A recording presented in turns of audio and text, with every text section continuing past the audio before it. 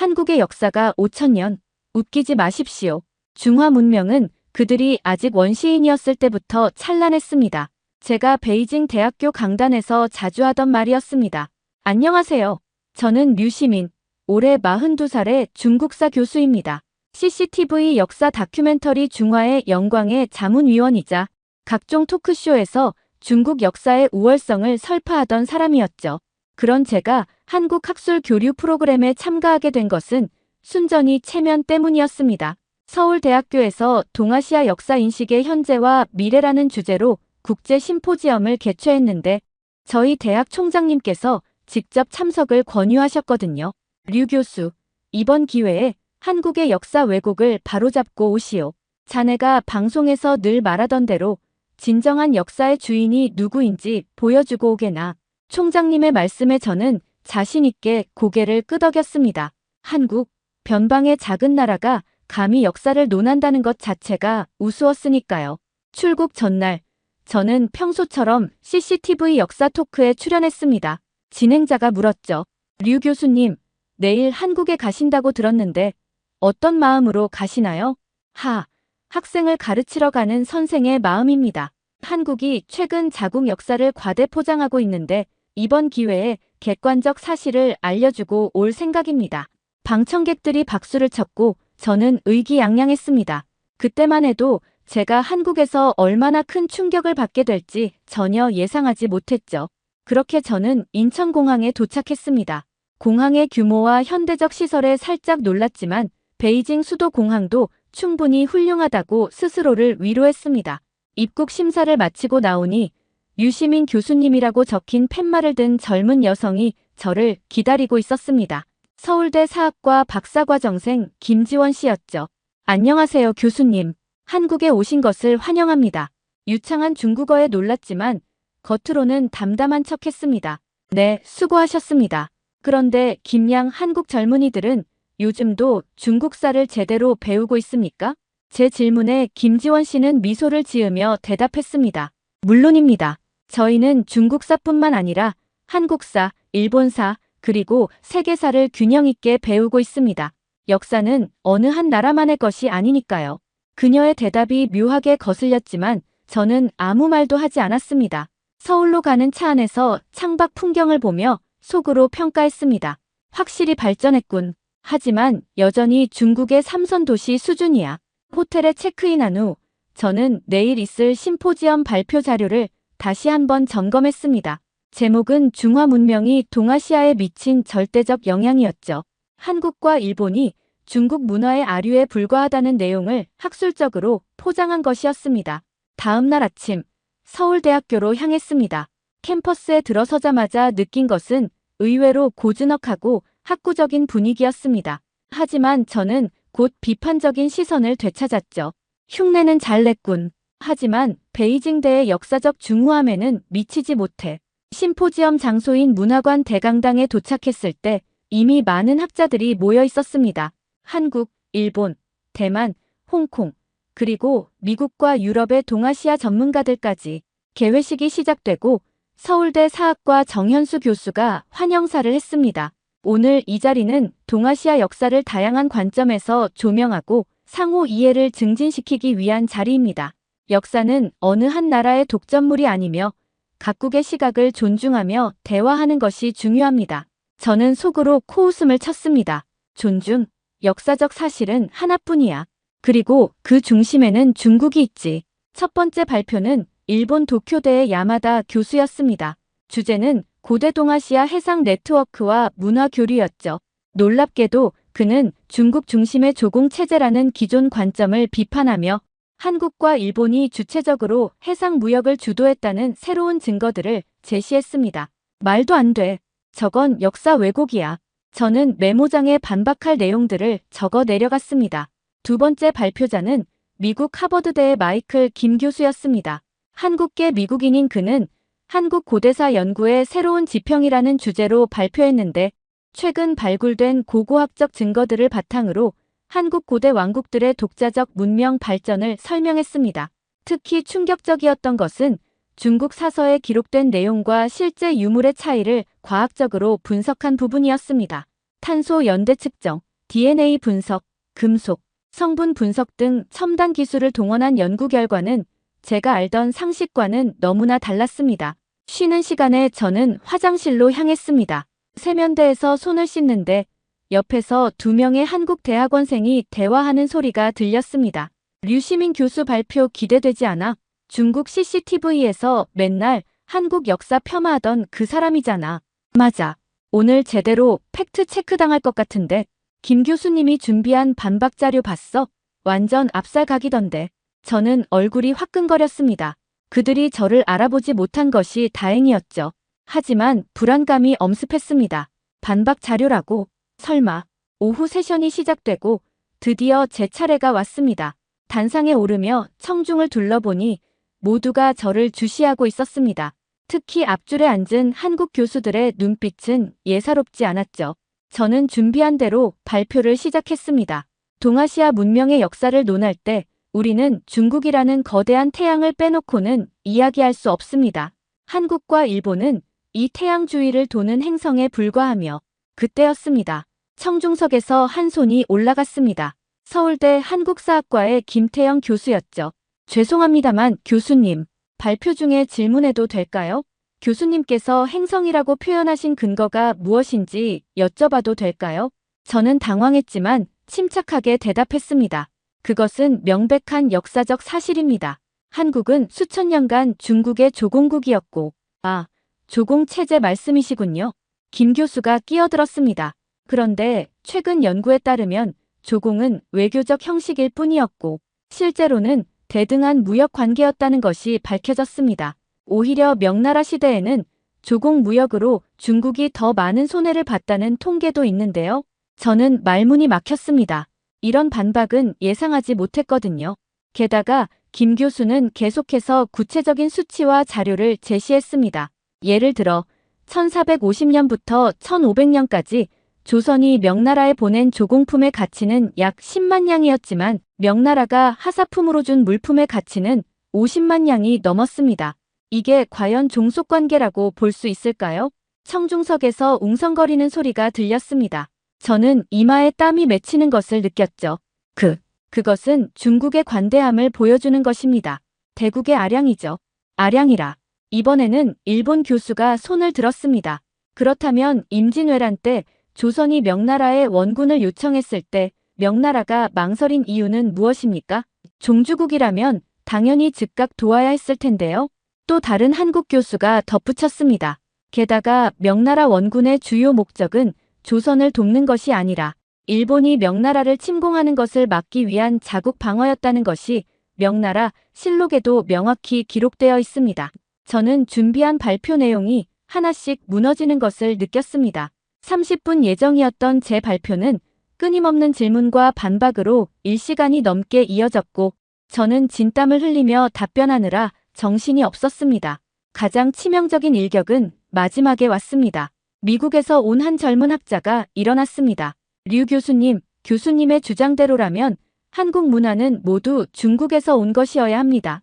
그런데 왜 한글은 중국에 없습니까? 왜 김치는 중국과 다릅니까? 왜 온돌 문화는 한국에만 있습니까? 저는 더듬거리며 대답했습니다. 그것들은 사소한 변형에 불과합니다. 큰 틀에서 보면 사소한 변형이라고요? 젊은 학자가 다시 물었습니다. 그렇다면 중국 문화도 인도 불교, 서양 문물의 사소한 변형이라고 봐야 하는 것 아닙니까? 실크로드를 통해 들어온 수많은 외래 문화를 중국이 수용했듯이 말입니다. 강당이 술렁였습니다. 저는 할 말을 잃었죠. 제가 평생 믿어왔던 중화 중심주의가 무너지는 순간이었습니다. 발표가 끝나고 저는 비틀거리며 단상을 내려왔습니다. 얼굴은 창백했고 손은 떨리고 있었죠. 김지원 씨가 걱정스러운 표정으로 다가왔습니다. 교수님, 괜찮으세요? 저는 고개를 끄덕였지만 전혀 괜찮지 않았습니다. 제 학문적 자존심은 산산조각이 났고 무엇보다 제가 그동안 방송에서 떠들어댔던 모든 주장이 얼마나 편협했는지 깨달았기 때문입니다. 저녁 리셉션에서 저는 구석에 조용히 앉아 있었습니다. 다른 학자들은 활발히 교류하고 있었지만 저는 그럴 용기가 나지 않았죠. 그때 정현수 교수가 다가왔습니다. 류 교수님, 오늘 발표 수고하셨습니다. 저는 쓴웃음을 지었습니다. 수고라니요. 완전히 망신당했죠. 정 교수는 고개를 저으며 말했습니다. 아닙니다. 학문적 토론은 원래 이런 것입니다. 서로 다른 관점을 나누고 비판하고 그 과정에서 진실에 더 가까워지는 거죠. 하지만 저는 그동안 너무나 오만했습니다. 그것을 깨달으셨다면 오늘 이 자리가 의미 있었던 것 아닐까요? 정 교수의 말에 저는 고개를 들었습니다. 그의 눈에는 조롱이나 경멸이 아닌 따뜻한 이해가 담겨 있었죠. 사실 저희도 한때는 그랬습니다. 한국이 세계의 중심이라고, 모든 문명이 한국에서 시작됐다고 주장하는 극단적인 민족주의자들이 있었죠. 하지만 학계에서는 그런 주장이 받아들여지지 않습니다. 역사는 객관적 사실에 기반해야 하니까요. 저는 부끄러움에 고개를 숙였습니다. 제가 중국에서 해왔던 주장들이 바로 그런 수준이었군요. 이제 아셨으니 됐습니다. 내일 비공개 세미나가 있는데 참석하시겠습니까? 한중일 젊은 학자들이 모여서 동아시아 역사의 새로운 해석을 논의하는 자리입니다. 저는 망설였습니다. 또 망신을 당할까봐 두려웠죠. 하지만 동시에 더 배우고 싶은 마음도 들었습니다. 네, 참석하겠습니다. 호텔로 돌아온 저는 밤새 잠을 이루지 못했습니다.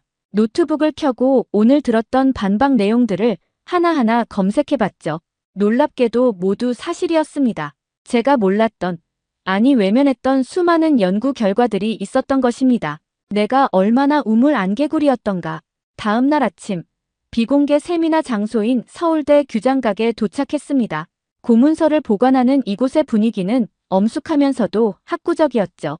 세미나에는 한중일 3국의 젊은 학자 20여 명이 참석했습니다. 놀라운 것은 그들이 서로의 언어를 자유롭게 구사하며 토론한다는 점이었습니다. 역사 연구에서 가장 중요한 것은 1차 사료입니다. 한 일본 학자가 말했습니다. 그런데 우리는 너무 오랫동안 자국의 사료만 보고 자국의 관점에서만 해석해왔습니다. 맞습니다. 한국 학자가 동의했습니다. 예를 들어 임진왜란을 연구할 때 한국은 조선 왕조실록만, 일본은 일본 측 기록만, 중국은 명실록만 봤죠. 하지만 세 나라의 기록을 교차 검증하면 훨씬 입체적인 진실이 드러납니다. 한 중국 학자가 손을 들었습니다. 베이징대 출신의 왕메이 박사였죠. 저는 최근 조선통신사 연구를 하고 있는데요. 정말 놀라운 사실들을 발견했습니다. 조선통신사가 단순히 일본의 조공을 바치러 간 것이 아니라 문화 교류의 첨병이었다는 것을요. 오히려 일본이 조선의 선진 문물을 배우려고 했다는 증거가 많습니다. 저는 조심스럽게 손을 들었습니다. 질문이 있습니다. 그렇다면 우리는 어떻게 역사를 봐야 할까요? 자국 중심주의를 벗어나면 무엇을 기준으로 삼아야 합니까? 젊은 학자들이 저를 돌아봤습니다. 어제의 오만한 중국 교수가 겸손하게 질문하는 모습이 의외였나 봅니다. 한 한국 학자가 대답했습니다. 인류 보편의 가치요. 평화, 공존, 상호 이해 말입니다. 역사에서 우리가 배워야 할 것은 누가 더 우월했는가가 아니라 어떻게 함께 살아왔는가입니다. 일본 학자가 덧붙였습니다. 그리고 실패의 역사에서도 배워야 합니다. 전쟁, 침략, 차별의 역사를 직시하고 다시는 반복하지 않도록 노력하는 것이죠. 왕메이 박사가 저를 보며 말했습니다. 류 교수님, 사실 저희는 교수님의 방송을 많이 봤습니다. 솔직히 불편했죠. 하지만 오늘 이렇게 열린 마음으로 참여해 주셔서 감사합니다. 중국의 영향력 있는 학자가 변화한다면 큰 파장이 있을 것입니다.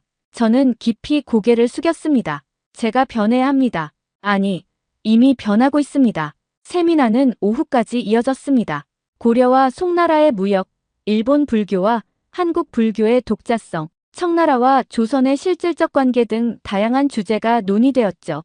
가장 인상 깊었던 것은 젊은 학자들의 태도였습니다. 그들은 자국의 역사를 사랑하면서도 이웃나라의 역사를 존중했습니다. 비판적이면서도 건설적이었고 날카로우면서도 따뜻했습니다. 점심시간, 저는 규장각 뜰을 거닐었습니다. 왕메이 박사가 다가와 함께 걸었죠. 류 교수님, 어제 많이 충격받으셨죠? 네, 부끄럽습니다. 저도 2년 전 처음 국제학회에 참석했을 때 그랬어요. 제가 알던 세계가 너무 좁았다는 것을 깨달았죠. 왕 박사님은 어떻게 변화하셨습니까? 우선 다른 나라 언어를 배웠어요. 한국어와 일본어를 배우니 그들의 사료를 직접 읽을 수 있게 되었죠. 번역본은 늘 뭔가 빠져 있거든요. 저는 고개를 끄덕였습니다. 그리고 무엇보다 현장을 다녔어요. 한국과 일본의 유적지, 박물관, 도서관을 직접 방문했죠. 책상에만 앉아 있으면 편견에서 벗어날 수 없어요. 그녀의 말이 가슴에 와 닿았습니다. 오후 세션에서는 디지털 인문학을 활용한 역사 연구가 소개되었습니다. 빅데이터 분석으로 고대 동아시아 교역 네트워크를 재구성하고 AI로 고문서를 해독하는 등 첨단 기술이 역사 연구에 활용되고 있었죠. 이런 기술을 사용하면 개인의 주관이나 민족적 편견을 최소화할 수 있습니다. 발표자가 설명했습니다. 데이터는 거짓말하지 않으니까요. 저는 손을 들었습니다. 하지만 데이터를 해석하는 것은 결국 인간 아닙니까? 맞습니다. 그래서 국제 협력이 중요한 것이죠. 다양한 배경의 학자들이 함께 해석하면 균형 잡힌 결론에 도달할 수 있습니다. 세미나가 끝난 후 젊은 학자들은 저에게 다가와 악수를 청했습니다. 류 교수님, 오늘 정말 좋은 질문들 해주셨어요. 다음에 베이징에서 뵙고 싶습니다. 공동 연구 프로젝트를 제안해도 될까요? 저는 그들의 따뜻한 환대에 눈시울이 뜨거워졌습니다. 어제의 망신과 굴욕감은 이미 사라지고 새로운 가능성에 대한 기대감이 가득했죠. 저녁, 정현수 교수가 저를 전통 한정식집으로 초대했습니다. 고즈넉한 한옥에서 정갈한 음식을 대하니 한국 문화의 또 다른 면을 보는 것 같았습니다. 이 음식들도 역사를 담고 있습니다. 정 교수가 설명했습니다. 궁중 음식은 중국의 영향을 받았지만 한국만의 독특한 발전을 이뤘죠. 발효 음식 문화는 특히 독창적입니다. 김치 말씀이신가요? 김치뿐만이 아닙니다. 된장, 고추장, 젓갈. 이런 발효 음식들은 한국의 기후와 지리적 조건에서 탄생한 독특한 문화입니다. 저는 하나하나 음미하며 먹었습니다. 맛도 훌륭했지만 그 속에 담긴 역사와 문화를 생각하니 더욱 특별하게 느껴졌죠. 정 교수님, 한국 학계는 어떻게 이렇게 개방적이 될 수 있었습니까? 정 교수는 잠시 생각하더니 대답했습니다. 아픈 역사 때문이죠. 일제강점기, 한국 전쟁을 겪으며 우리는 폐쇄적 민족주의의 위험성을 뼈저리게 느꼈습니다. 그래서 1980년대 민주화 이후 학계도 급속히 개방되었어요. 중국도 개방되고 있지만 여전히 시간이 필요합니다. 그리고 류 교수님 같은 분들이 변화를 이끌어야죠. 식사를 마치고 나오는 길에 정 교수가 작은 선물을 건넸습니다. 한국사 개설서였죠. 편견 없이 쓰인 책입니다. 한국의 성취와 한계를 균형 있게 다뤘어요. 저는 감사히 받았습니다. 마지막 날, 저는 경복궁을 방문했습니다. 김지원 씨가 안내를 자청했죠. 이 궁궐도 역사의 아이러니를 담고 있습니다. 그녀가 설명했습니다. 중국 궁궐 양식을 따랐지만 한국적으로 변형되었죠. 규모는 작지만 자연과의 조화를 중시했습니다. 근정전 앞에 서서 저는 한참을 바라봤습니다. 자금성에 비하면 초라할 수도 있지만 나름의 품격과 아름다움이 있었죠. 김양, 저에게 솔직히 말해주세요. 한국 사람들은 중국을 어떻게 생각합니까? 김지원 씨는 미소 지으며 대답했습니다. 복잡해요. 역사적으로 많은 영향을 받은 것은 사실이고 감사하게 생각하는 부분도 있어요. 하지만 동시에 우리만의 정체성을 지키려고 노력했죠. 존경과 경계, 동경과 반발이 공존한다고 할까요? 중국인들이 한국을 무시하는 것에 대해서는요. 솔직히 불쾌하죠. 하지만 이해도 돼요. 중국은 오랫동안 세계의 중심이었으니까요. 다만 21세기에는 서로를 대등한 파트너로 봐야 하지 않을까요? 그녀의 성숙한 대답에 저는 또 한 번 부끄러움을 느꼈습니다. 공항으로 가는 길, 저는 지난 사흘을 되돌아봤습니다. 학문적 자존심은 무너졌지만 대신 더 넓은 세계를 보게 되었죠. 이제 어떻게 해야 하나? 비행기 안에서 저는 노트북을 꺼내 글을 쓰기 시작했습니다. 제목은 한국에서의 새날 마이너스 한 중국 역사학자의 반성문이었죠. 베이징에 도착해 저는 곧바로 대학으로 향했습니다. 총장님께 보고드려야 했으니까요. 어떻게 됐나, 류 교수? 한국의 역사 왜곡을 바로잡고 왔는가? 저는 고개를 저었습니다. 아닙니다, 총장님. 오히려 제가 바로잡혔습니다. 총장님은 놀란 표정을 지었습니다. 무슨 소리인가? 저는 차분히 한국에서의 경험을 설명했습니다. 총장님의 표정은 점점 굳어갔죠. 그래서 자네는 이제 어떻게 할 건가? 우선 제가 출연하는 방송들에서 잘못된 내용을 바로잡겠습니다.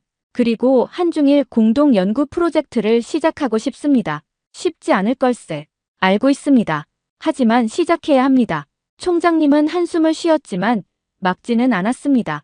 일주일 후 저는 다시 CCTV 역사 토크에 출연했습니다. 진행자는 밝은 표정으로 물었죠. 류 교수님, 한국 다녀오셨다고요? 어떠셨습니까? 네, 많은 것을 배웠습니다. 역시 가르치러 가셔서도 배우고 오시는군요. 아닙니다. 가르치러 간 것이 아니라 배우러 간 것이었습니다. 스튜디오에 잠시 침묵이 흘렀습니다. 진행자는 당황한 표정을 지었죠. 그게 무슨 말씀이신지. 저는 심호흡을 하고 말을 이었습니다. 우리는 너무 오랫동안 중국이 동아시아의 중심이고 다른 나라들은 변방이라고 생각해왔습니다. 하지만 그것은 오만이었습니다. 한국도 일본도 그들만의 찬란한 문명을 꽃피웠고 때로는 중국보다 앞서기도 했습니다. 교수님, 그런 말씀을 진실을 말해야 합니다. 역사학자로서 그것이 제 의무입니다. 방송 후 엄청난 논란이 일었습니다. 인터넷에는 저를 비난하는 댓글이 쏟아졌죠. 매국노다. 한국에 매수당했나? 중국의 자존심을 팔아먹은 교수. 하지만 동시에 지지하는 목소리도 있었습니다. 드디어 제대로 된 말을 하는 학자가 나왔다. 21세기에 아직도 중화 사상이라니. 류 교수가 맞다. 객관적 역사인식 지지합니다. 학교에서도 압력이 있었습니다. 일부 동료 교수들은 저를 피했고 강의실에서는 학생들의 차가운 시선을 느꼈죠. 하지만 포기할 수 없었습니다. 저는 계속해서 강의와 방송에서 새로운 역사인식을 전파했습니다. 역사는 경쟁이 아닙니다. 누가 더 우월했는가를 가리는 것이 아니라 어떻게 교류하고 발전했는가를 보는 것입니다. 중국 문명은 위대합니다. 하지만 그것이 다른 문명을 무시할 권리를 주지는 않습니다. 진정한 대국은 다른 나라를 인정하고 존중할 줄 아는 나라입니다. 2달 후 뜻밖의 연락이 왔습니다. 한국 KBS에서 다큐멘터리를 제작하고 싶다는 것이었죠. 제목은 편견을 넘어서 마이너스 한중국 교수의 역사인식 변화였습니다. 저는 고민 끝에 수락했습니다. 다큐멘터리 팀은 베이징으로 와서 저의 일상을 촬영했고 함께 한국을 재방문하기도 했죠. 서울대에서 다시 만난 정현수 교수는 따뜻하게 맞아주었습니다. 잘 오셨습니다, 류 교수님. 변화하시는 모습이 정말 인상적입니다. 아직 갈 길이 멉니다. 그래도 시작하셨잖아요. 그것이 중요합니다. 다큐멘터리는 한국과 중국에서 동시 방영되었습니다. 반응은 폭발적이었죠. 중국에서는 여전히 비난이 많았지만 젊은 세대를 중심으로 지지의 목소리가 커졌습니다. 특히 중국 유학생들이 한국에서 보내온 메시지들이 인상적이었죠. 교수님 말씀이 맞아요. 한국에 와보니 우리가 얼마나 편견에 사로잡혀 있었는지 알게 됐어요. 서로를 인정하고 배울 때 진정한 발전이 있다는 것을 깨달았습니다. 한국에서의 반응은 더욱 뜨거웠습니다. 중국에도 이런 교수가 있다니 놀랍다. 진정한 학자의 모습이다. 한중 관계의 새로운 가능성을 보여준다. 가장 감동적이었던 것은 김지원 씨가 보내온 이메일이었습니다. 교수님, 다큐멘터리 잘 봤습니다. 교수님의 용기에 감동했어요. 앞으로도 계속 교류하며 서로 배워가면 좋겠습니다. 그리고 얼마 후 드디어 제가 제안한 한중일 청년 역사학자 포럼이 베이징에서 열렸습니다. 처음에는 반대가 심했지만 결국 대학 당국도 승인했죠. 개회식에서 저는 이렇게 말했습니다. 역사는 과거를 기록하는 학문이지만 동시에 미래를 만드는 학문입니다. 우리가 과거를 어떻게 해석하느냐에 따라 미래의 관계가 결정됩니다. 서로를 적으로 보면 적이 되고 친구로 보면 친구가 됩니다. 3일간의 포럼은 큰 성공이었습니다. 격렬한 토론도 있었지만 서로를 이해하려는 진지한 노력이 있었죠. 특히 임진왜란 다시 보기 세션에서는 한중일 3국의 관점을 종합해 새로운 해석을 도출했습니다. 전쟁의 비극성을 인정하면서도 그 속에서 피어난 인간애와 문화 교류의 흔적들을 찾아냈죠. 포럼 마지막 날 왕메이 박사가 제안했습니다. 이 포럼을 정례화하면 어떨까요? 매년 한중일을 순회하며 개최하는 거죠. 모두가 동의했고 동아시아 청년 역사학자 네트워크가 공식 출범했습니다. 그리고 저는 완전히 다른 사람이 되었습니다. 여전히 중국사를 사랑하지만 이제는 다른 나라의 역사도 존중합니다. 방송 출연도 계속하고 있지만 논조가 완전히 바뀌었죠. 오늘은 한국의 세종대왕이 창제한 한글에 대해 이야기해 보겠습니다. 인류 문자 역사상 가장 과학적인 문자 중 하나죠. 일본의 와카 문학은 중국 시의 영향을 받았지만 독특한 미의식을 발전시켰습니다. 몽골 제국은 정복자였지만 동시에 동서 문명 교류의 가교 역할을 했습니다. 물론 여전히 비난하는 사람들도 있습니다. 하지만 변화의 물결은 이미 시작되었죠. 최근에는 책을 집필하고 있습니다. 제목은 함께 쓰는 동아시아사입니다. 한중일 학자들이 공동 집필하는 역사서로 각국의 관점을 균형 있게 담으려 노력하고 있죠. 어제는 서울에서 온 소식을 들었습니다. 김지원 씨가 박사학위를 받고 교수가 되었다는 것이었죠. 축하 메시지를 보냈더니 답장이 왔습니다. 류 교수님 덕분에 더 넓은 시야를 갖게 되었어요. 이제 저도 학생들에게 편견 없는 역사를 가르치고 싶습니다. 그녀의 메시지를 읽으며 미소 지었습니다. 창밖을 보니 베이징의 하늘이 맑습니다. 미세먼지가 거친 파란 하늘처럼 언젠가는 역사에 대한 편견도 모두 거칠 것이라 믿습니다. 제가 한국에서 받은 충격과 굴욕은 이제 감사로 변했습니다. 그것이 없었다면 저는 여전히 오만한 민족주의자로 남았을 테니까요. 역사는 승자와 패자를 가리는 경쟁이 아닙니다. 함께 걸어온 여정이고 함께 만들어갈 미래입니다. 이것이 제가 한국에서 배운 가장 큰 교훈입니다. 끝으로 정현수 교수가 해준 말을 다시 한번 되새깁니다. 역사를 아는 것은 과거를 아는 것이 아니라 현재를 이해하고 미래를 준비하는 것입니다. 저는 오늘도 그 말을 가슴에 품고 강단에 섭니다. 중국 학생들에게 그리고 전 세계에 이 메시지를 전하기 위해서요. 진정한 역사 인식의 변화는 한 사람으로부터 시작됩니다. 그리고 그 변화는 물결이 되어 퍼져나갑니다. 제가 그 작은 시작이 되기를 바랍니다. 감사합니다. 두 번째 사연 바로 시작하겠습니다. 안녕하세요. 저는 저우롱이라고 합니다. 스스로를 전 세계에서 제일 뛰어난 언어 강사이자 중국어 음성학 전문가라 자부하고 있습니다. 원래부터 한국이란 나라를 썩 달가워하지 않았습니다. 한국이 우리 중국을 모조리 따라만 하는 나라라고 굳게 믿고 있었고 제 주변에도 한국을 깎아내리는 이야기를 즐겨하는 동료들이 많았기 때문입니다. 그들은 한국이라는 곳이 중국의 문화와 역사를 그대로 모방하면서도 스스로가 엄청나게 우수하다고 착각한다는 식으로 말하곤 했습니다. 저 역시 그런 생각이 몸에 배어 있었습니다. 그런 제가 최근에 한국의 어떤 기업과 교류를 할 기회가 생겨서 한국을 방문하게 되었습니다. 제가 맡은 일은 중국어와 한국어의 발음 체계를 연구하고 해외 수출용 교재를 기획하는 작업이었습니다. 솔직히 처음부터 별로 기대는 안 했습니다. 한국에서 뭔가 대단한 걸 만들어봤자 우리 중화의 언어가 훨씬 체계적이고 고급스럽다고 믿었기 때문입니다. 그런데 한국에 도착하자마자 이상한 현상을 목격했습니다. 인천공항을 빠져나오는데 곳곳에 영어가 섞인 안내문이 한글로 적혀 있었고 어떤 곳에서는 심지어 중국어 발음까지도 한글로 표기해 두었더군요. 언뜻 보기에 그 표기가 상당히 간단명료했습니다. 분명 중국어를 표기한 글씨였는데 전혀 제가 아는 알파벳이나 복잡한 기호가 아니었습니다. 한글만으로 적힌 이 낯선 중국어 음을 보고 저는 실소했습니다. 처음에는 그저 우습다고 생각했습니다. 중국어의 오묘하고 깊은 역사를 전혀 이해하지 못하는 한국인들이 한낱 자고 문자를 과신하다가 이상하게 끼워 맞춰놓은 것이라고 여겼습니다. 비웃음조로 공항 직원에게 물었습니다. 당신들은 이따위 표기로도 중국어 발음을 재현할 수 있다고 믿습니까? 말도 안 되는 짓 아닌가요? 그런데 그 직원은 저를 빤히 보더니 이렇게 대답했습니다. 한국의 훈민정음이 얼마나 체계적인지 아신다면 충분히 가능합니다. 순간 기분이 나빴습니다. 한국인 주제에 감히 우리 중화 문명의 언어를 다룰 수 있다고 호언장담하다니 저는 기가 차서 콧방귀를 뀌었습니다. 당신들이 뭘 알아요. 우리 중국어는 수천 년의 역사를 자랑하는 거라고요. 한글 같은 후발 주자가 감히 넘볼 구조가 아닙니다. 직원은 별다른 대꾸를 하지 않았지만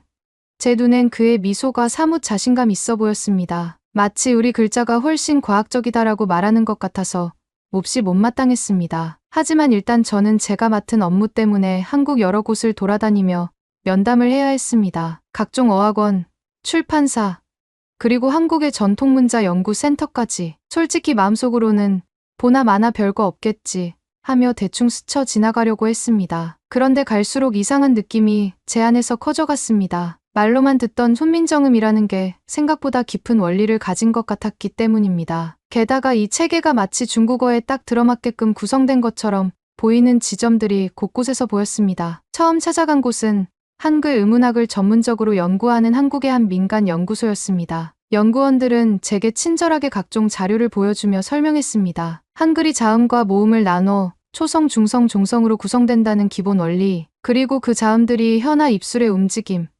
혹은 목구멍의 위치 같은 실제 음성 기관의 동작을 시각적으로 상징하고 있다는 점, 중국어를 표기하기에 이상적인 구조가 바로 여기 있습니다라고 연구원들은 주장했습니다. 저는 속으로 한심하다는 생각을 했습니다. 중국의 한자가 얼마나 정교하고 숭고한데 이런 조잡한 기호로 음을 옮길 수 있다고 우기는 건 뻔뻔하다고 생각했습니다. 그래도 예의상 자료를 받아들고 연구소를 나왔는데 제가 가진 호기심을 자극하는 자료들이 꽤나 다양했습니다. 이를테면 동국정운이라 하여 조선시대에 이미 중국 발음을 한글로 정밀하게 표기하려고 시도했던 역사적 기록이 존재한다든지, 또 아래아 같은 소멸된 글자나 예시음 같은 기호들을 살렸으면 중국어의 다양한 음을 더 세밀하게 표현할 수 있다고 주장하는 보고서 등이었죠. 저는 다 읽지도 않고 비웃었습니다. 고작 500년도 안 된 신생 문자 따위로 수천 년 역사에 우리 중국어를 표기한다니 말이 됩니까? 그래도 1인이 어쩔 수 없어서 다음 일정으로 중국어 교육을 하는 학원에 들렀습니다. 그 학원은 한국 학생들을 대상으로 중국어를 가르치는 곳이었는데 교재가 영문 표기 대신 한글 표기로만 중국어 발음을 설명해 놓았습니다. 교사에게 제 얕은 지식으로 도발해봤습니다. 당신들이 말하는 이 교재가 중국어 발음을 제대로 전달하고 있다고 확신합니까? 어차피 중국어는 어렵고 당신들의 한글 표기는 부정확할 수밖에 없을 텐데. 그 교사는 미소를 지으면서 실습을 보여주었습니다. 한국 학생들이 교사의 구령에 따라 읽는데 놀랍게도 발음이 꽤 정확했습니다. 제가 평가하기에도 큰 흠을 잡기가 어려울 정도였습니다. 의아해서 교재를 살펴보니 제가 몰랐던 한글 자음과 모음, 변형 표기법을 적절히 활용해 중국어의 성조까지 표기하고 있었습니다. 말도 안 되는 일이 벌어지고 있었습니다. 심지어 중국어에서 자주 사용하는 발음들, 예를 들면 쯔, 츠, 스, 즈 같은 소리를 기존 표기 방식을 조금 변형해 가독성 좋게 제시한 뒤 한국어 사용자는 자연스럽게 혀 위치를 잡아낼 수 있도록 꼼꼼히 설명해 놓았더군요. 제 자존심이 흔들렸습니다. 그래도 저는 인정하고 싶지 않았습니다. 그런 소리를 낼 수 있더라도 정확한 뉘앙스까지는 절대 담아낼 수 없을 거야 라고 계속 합리화했습니다. 그러다 우연히 한국의 어느 대학교 부설 어학센터에서 열리는 세미나에 초청을 받았습니다. 그곳에서는 훈민정음과 중국어의 상관관계를 보다 깊이 있게 발표한다고 해서 저는 그냥 한번 가서 들은 뒤 허점을 찾아내야지 하는 마음이었습니다. 발표자들은 한국의 옛 문헌들을 토대로 훈민정음이 애초에 모든 소리를 기록할 수 있게끔 설계되었다고 주장했습니다. 오장육부의 기운과 음양오행 운운하며 자음군의 체계를 설명했는데 솔직히 조금 오만해 보이기도 했습니다. 그런데 듣다 보니 발표자들의 이론에는 꽤나 치밀한 논리가 있었습니다. 중국어가 타금이 많고 성조가 있다는 점, 또 특정 자음군이 강세가 강하고 유기음, 무기음이 분화되어 있다는 특성, 이런 것들을 훈민정음 설계에 그대로 반영할 수 있다는 것이었습니다. 세미나 자료에는 실제 옛날 중국 발음 표기를 시도한 흔적도 나와 있었습니다. 예를 들어 한글로 훈민정음 초기 음가를 살려서 적으면 중국어에 흔히 말하는 어휘들을 거의 정확히 표기할 수 있다든지, 예시응이나 순경음 등을 이용하면 더욱 정밀한 표현이 가능하다든지 하는 구체적인 사례들이었습니다. 그래도 저는 좀처럼 납득할 수 없었습니다. 중국어에는 수많은 방언이 있고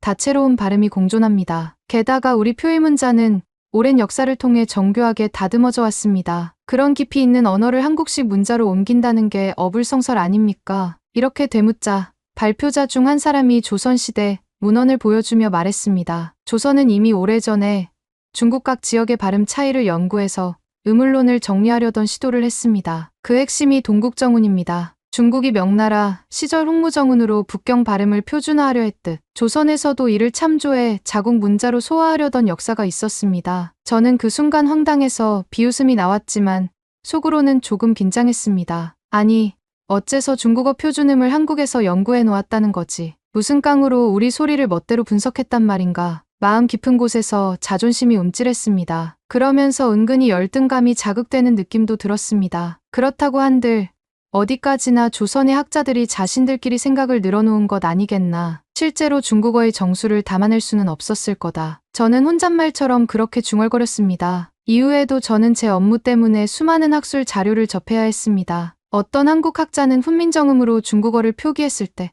얼마나 간단하게 학습할 수 있는지 수치로 증명해 두기도 했습니다. 예컨대 영어 알파벳 기반 병음 대신 한글 기반 표기를 쓰면 한국인 학습자의 중국어 발음, 정확도가 단기간에 향상된다는 연구 결과를 내놓은 것이었습니다. 이건 말이 안 된다. 중국어는 원래 어려운 언어다. 그런데 한글로 쉽게 배울 수 있다니 있을 수 없는 일이다라고 저는 계속 억지를 부렸습니다. 하지만 현장에서 직접 그 방법을 적용해 공부한 사람들을 만나보니 그들은 정말 유창하게 중국어를 구사했습니다. 특히 자주 헷갈리는 유무성음, 치경국의 그리고 성조 변화까지 훨씬 수월하게 체득했다고 말했습니다. 제 귀에도 그 발음이 지나치게 매끄럽게 들렸습니다. 배운 지 얼마 되지 않은 사람의 발음치고는 저로서는 정말 인정하기 싫을 정도였습니다. 분하지만 이번에는 뭔가 구체적 반박거리를 찾기 위해 한국의 대형 출판사에 들러 교재 편집 책임자를 만났습니다. 그는 저를 반기며 자신들이 새로 개발한 한글 중국어 표기법을 시연했습니다. 예전에는 영어식 표기를 쓰다 보니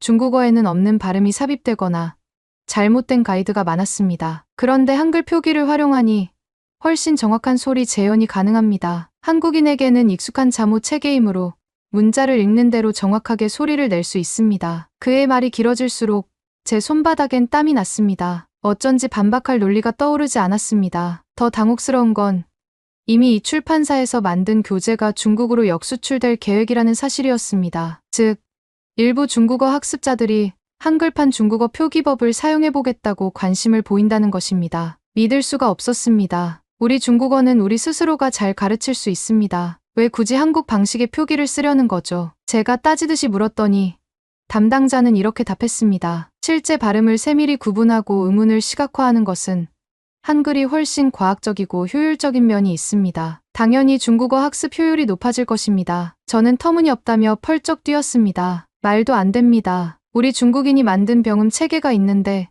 한국 문자를 가져다 쓰다니 자존심도 없습니까? 담당자는 한국 문자를 쓰는 것이 중국어를 무시하거나 빼앗는 게 아니라 학습 효율을 극대화하는 방법 중 하나일 뿐이라고 대답했습니다. 저는 코웃음을 치며 자리를 박차고 나왔지만 속마음은 복잡했습니다. 제 나라 말이 훨씬 뛰어나다고 생각해왔는데 한국에선 이미 이 문자 체계 하나로 중국어 학습을 가속하고 있었으니 어쩐지 기가 막혔습니다. 며칠 뒤 저는 일정을 마무리할 겸 마지막으로 한국의 전통문화 전시관을 들렀습니다. 거기서 훈민정음 창제의 원리에 관한 특별 전시가 진행 중이었습니다. 전시관에 들어서자마자 벽에 크게 써붙인 글이 눈에 띄었습니다. 훈민정음은 백성을 가르치는 바른 소리라는 뜻으로 어떤 발음이든 기록할 수 있는 혁신적 표현 문자입니다. 저는 그 문장을 읽고 인상을 찌푸렸습니다. 정말 그렇게 범용적으로 쓸 수 있다면 왜 그동안 세계가 몰라줬겠어. 그런데 전시 내용에는 세종대왕 시절 어떻게 백성들이 훈민정음을 사용해 중국 발음을 연구하고 학습했는지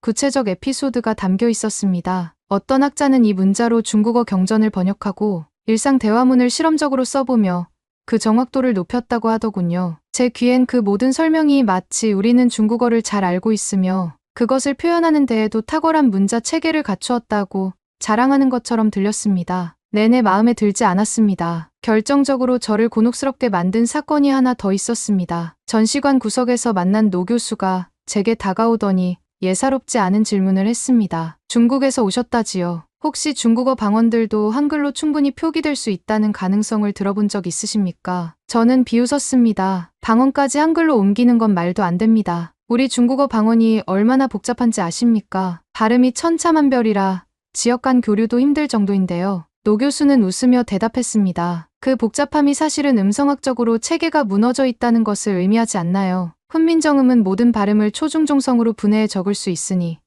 지역 방언도 체계적으로 연구하기에 좋습니다. 제가 그때 느꼈던 수치심은 이루 말할 수 없었습니다. 꼭 저에게 당신들이 수천 년 동안 엉성하게 써오던 방언 체계도 여기 이 훈민정음이면 간단히 정리할 수 있다라고 들리는 듯했습니다. 그리고는 노 교수가 시연이라며 광동어에 해당하는 몇 구절을 한글로 옮겨 말해 보였습니다. 저는 순간 귀를 의심했습니다. 광동어 특유의 음정과 종성들도 제법 그럴듯하게 재현되고 있었습니다. 노 교수는 아직 연구가 완전하지 않으나 한국의 발음 기호 체계만 확장하면 충분히 가능해집니다라고 말했습니다. 저는 울컥한 마음을 애써 억누르며 자리를 떠나버렸습니다. 그 후 일정이 모두 끝나 돌아가기 전날 저는 우연히 한국의 젊은 언어학자 한 명과 대화할 기회가 생겼습니다. 그는 저를 웃는 얼굴로 맞이했지만 그 눈빛은 자부심으로 가득 차 있었습니다. 제가 연구 중인 주제가 바로 중국의 지역 방언들을 훈민정음으로 표기하는 방법입니다. 아마 선생님께서는 우리 쪽 시도가 불쾌하실 수도 있겠지만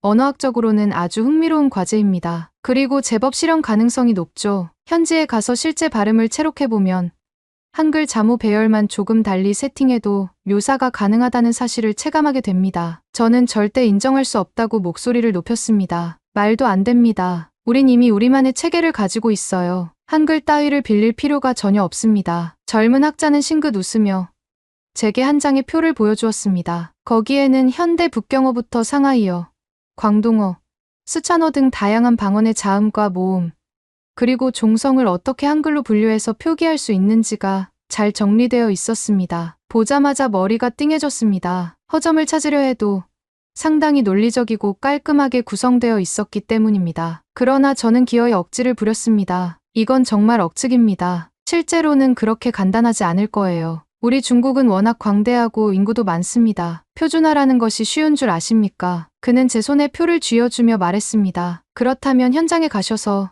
직접 실태를 조사해 보시죠. 아마 생각이 바뀌실 겁니다. 저는 그를 노려보며 중얼댔습니다. 바뀔 리가 없지. 한국이 중국을 이긴다는 건 있을 수 없어요. 마음은 이미 복잡하게 뒤엉켜 있었지만 저는 끝까지 고개를 빳빳이 들고 허세를 부렸습니다. 전혀 인정할 수 없어요. 이건 그저 한국이 중국을 따라하려는 수작이고 우월감을 드러내기 위한 교만한 시도일 뿐입니다. 젊은 학자는 무슨 말인가 하려다가 입을 다물었습니다. 아마 더 이야기해봐야 소용없다는 걸 느낀 듯했습니다. 결국 저는 한국에서의 모든 일정을 마치고 집으로 돌아왔습니다. 가는 길 내내 제가 목격한 일들이 머릿속을 떠나지 않았습니다. 공항에서부터 시작된 충격적인 한글 표기, 학원에서 본 학생들의 빠른 발음 습득, 출판사에서 보여준 교재, 전시관과 세미나에서 들은 옛 조선의 치밀한 연구 역사, 그리고 광동어를 가볍게 시연해 보인 노 교수의 모습까지 모든 게 제 안에서 거대한 의문이 되어 울렁거렸습니다. 그래도 저는 끝까지 인정할 마음이 없습니다. 아무리 한국이 이렇게 중국어 표기에도 유용하다며